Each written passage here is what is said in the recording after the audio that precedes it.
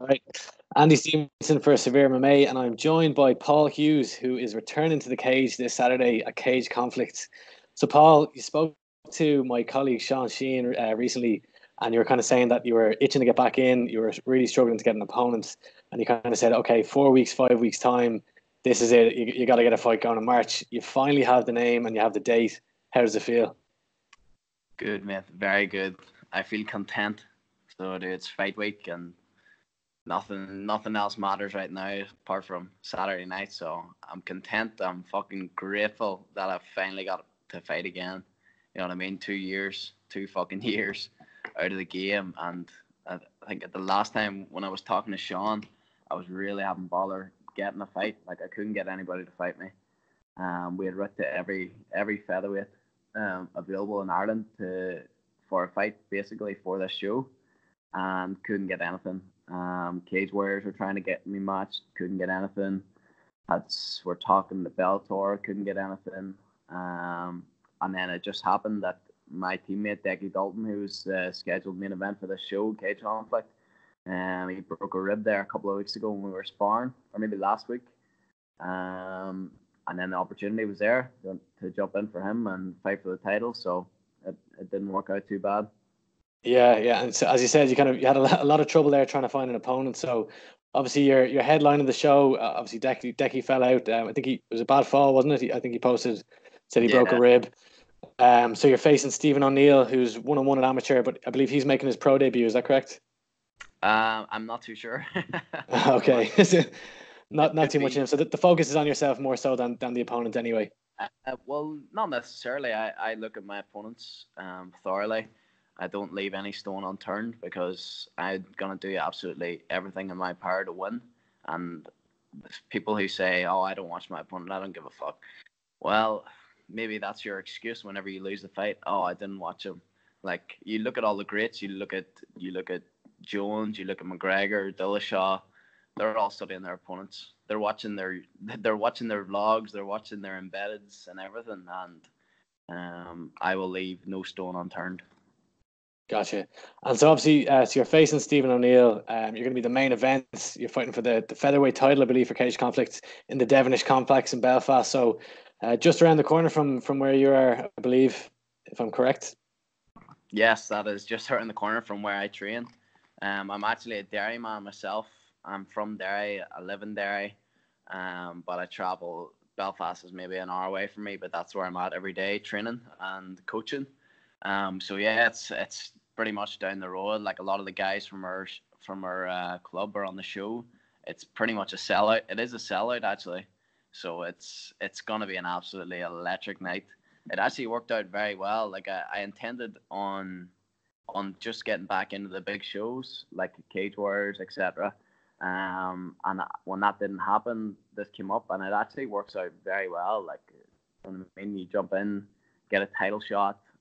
You've got a big home crowd, a chance to build your following more so in Belfast locally before you go European or continental. So it actually works well.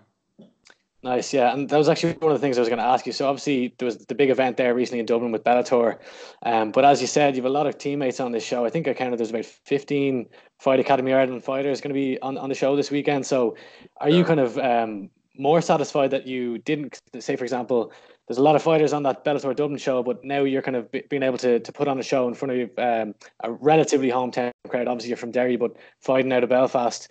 So is it kind of almost a better scenario where you're fighting amongst your team or with on the same show as the rest of your teammates and more of a hometown crowd than, say, for example, Dublin? Well, of course, I would like to be in Bellator. I was close to actually being on it. We had something fall through last minute. But I guess there's pros and cons to each. Obviously, Bellator, you've got the platform, but then again, I'm not representing SVG, so I don't know what platform I would be getting. And that's not a dig at SVG at all. If I was in their position, absolutely look after your fighters. That's like I can't take anything away from them. So I guess there's pros and cons to each. Of course, it's great to be alongside my teammates, an FA, and to be in front of a Belfast crowd as well. There's not a lot of shows that are coming to Belfast at the minute, like Bama 2 years ago, which would have been my last fight. that would have been the last big show in Belfast. So there's pros and cons to each.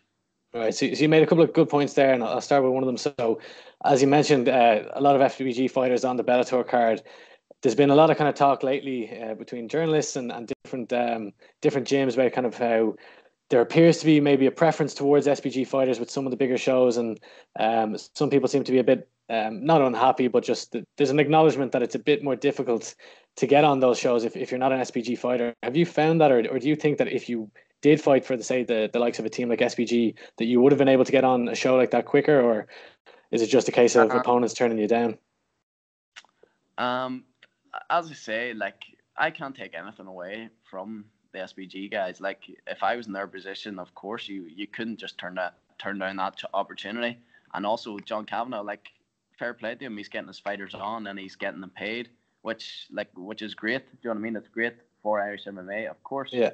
Like, there might be a little bit of favoritism, or quite a lot of favoritism there towards SBG fighters, but like, at the end of the day, it is also like, you can't just be blaming other people all the time. It is up to you to build your own brand as well. It's up to you to make your own contacts within that organization as well. It's not, you can't just think, it's not enough just to be able to fight anymore. You have to be able to, you have to be a business almost as well. You know what I mean? It's not enough just saying, oh, well, I beat him 2 years ago and he's fighting in Bellator. This is a joke. I'm way better than him. Like, it doesn't really make much sense. Like, but of course it would obviously be better. The likes of the Miles Price not getting an interview and stuff like that. That to me is a little bit. At the end of the day, that's the co-main event. And right. So why is there no interview after the fight? It doesn't really make any sense. But yeah, that's all I can say about that.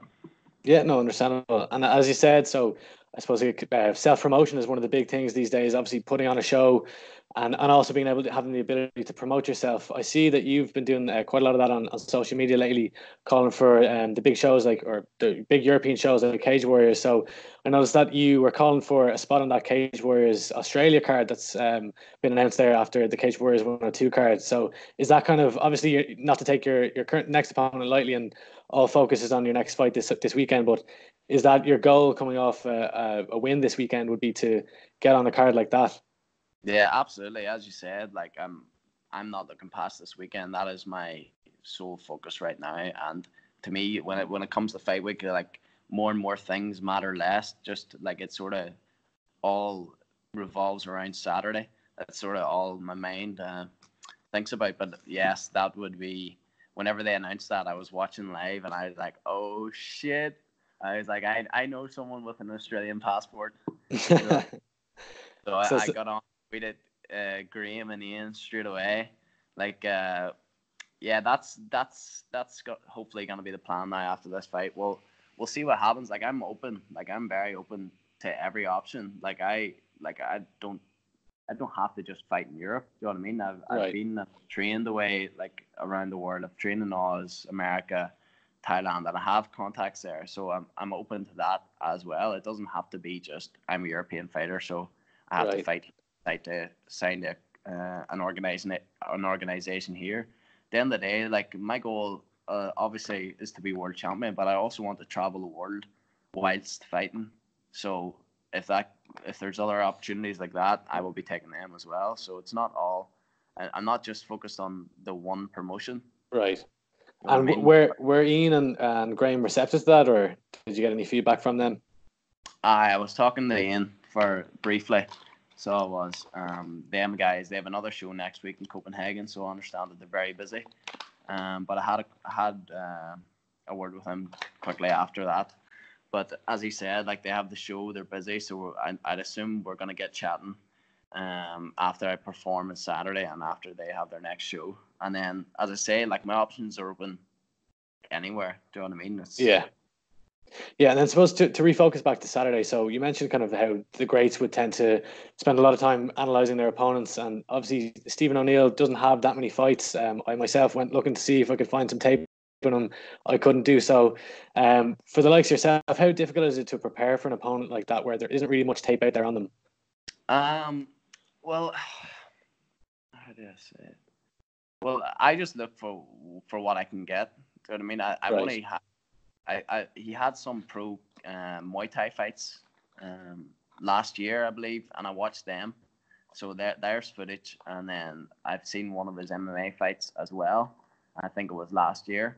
So like I just watch what I can, but like I'm not too focused on the opponent. You know what I mean? As I said, Right. like I will learn what I can from watching that. My coaches will too. But at the end of the day, Saturday night's all me. Like it's all about me. Like Right. doing a bit. Like I'm just although I do watch him, like he's just not going to be anywhere on my level, and that's just it. Like I fully believe that every single aspect of the game, I am much better than him. So of course I don't take him lightly, but I also am very confident in my skills to get it done.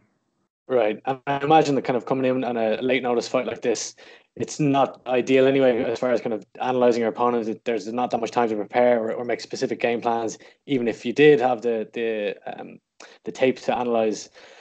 Was there any hesitations there? I know that you've been waiting and waiting and waiting for a fight, but I suppose when you've been out for so long, it's been over 2 years. Was there any hesitations in taking such a short notice fight, or was it just kind of more the relief of actually finally getting a date and an opponent that would actually fight you? No, so since I've been home, and since Christmas there, like all I've been in the gym every day. Do you know what I mean? I haven't done absolutely nothing else but train since I got back home, and that's like my body. Like I Paul, I'm wanted not to sure if you can still. Hello. Hey, Paul, can you hear me? Sorry, Yeah, I might just get you to answer that question again. I'm just getting a bit of a poor connection here. yeah, no worries. What was the question again? Start Sorry. off. Yeah. So basically, just was there any hesitations about taking this fight on such a short Oh yeah, notice, or is it more just a relief? no hesitation at all. Like as I said, I've been training like an absolute motherfucker since I've got home. I always train. But I I I knew I was going to be fighting in March or April, so like that was it. So my body was peaking at the right time anyway. So I needed a fight in March.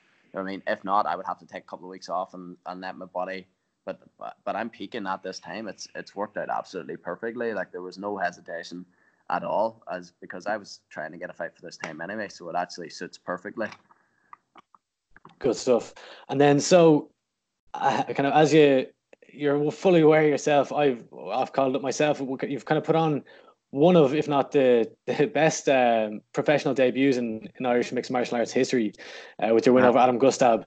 Does that kind of bring an additional, a pressure on you coming in, especially kind of there's been a long layoff. You've had a number of injuries. Is there any kind of additional pressure built up? Paul Redmond kind of spoke about the pressure that he faced kind of coming in. He'd obviously entirely different circumstances. He was coming into his fight on Bellator off a loss. He'd broken his nose, but an injury nonetheless. With you, you've had such an impressive debut performance, a massive win, a highlight reel KO, but you've also had a lot of injuries kind of coming into this. And I know you spoke with Sean extensively about this, so I don't want you to go too much into this, but just do you feel kind of any additional pressure, or is there any pressure really coming into to this fight? Well, it's mad because that fight, as you said, was 2 years ago, and there's still hype. Like there's still quite a lot of hype around my name, and that was 2 full years ago. So of course there is the extra pressure, but I mean that's what I want.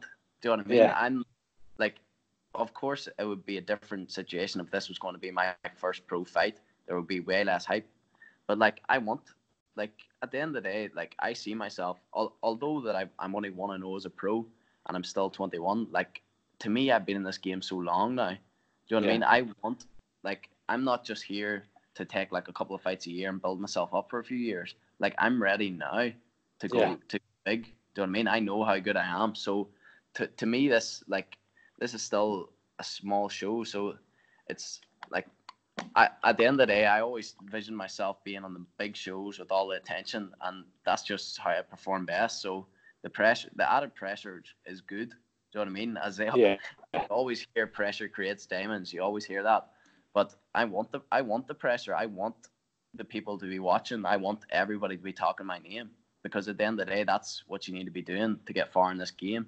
Not only fighting well. You still with me here, Paul? Hello.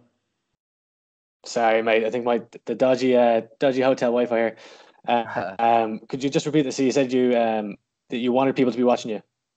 Yeah, absolutely. Like I want I want everyone to be watching me. I want my name to be spoken everywhere in European MMA and world MMA, because then why the hell else are you doing it?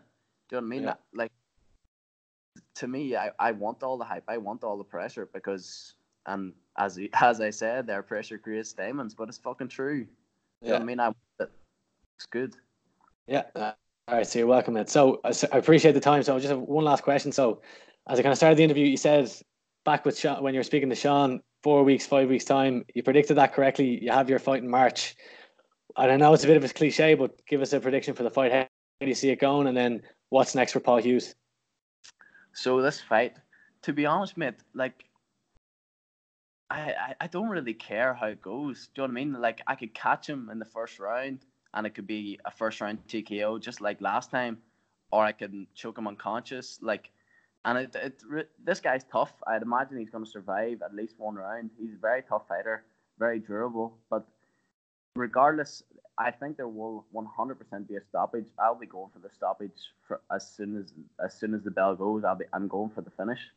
So I think there will be a stoppage. If not, I don't give a fuck. Do you know what I mean? Getting back in there, performing is all that matters to me. And if you have your mind fixed on one thing, then it can go against you sometimes. Because if I think, oh, I'm going to knock him out in the first 2 minutes, and then I don't knock him out in the first 2 minutes, then you could have doubt in your mind. So I'm not going in there with any certain set in stone expectations. I'm going out there, and I'm going out fast and hard when the bell rings, and we'll just see what happens. Perfect. Well, I won't take up any more of your time, so I really appreciate the time, Paul. Obviously, I don't think it's going to be streamed live. I think I contacted Cage Conflict, but they're not streaming it live. But hopefully, we'll be able to get a video out there and see it after the result comes out. But best of luck. So I know you've been waiting a long time. So best of luck on Saturday night, and thanks for taking the time.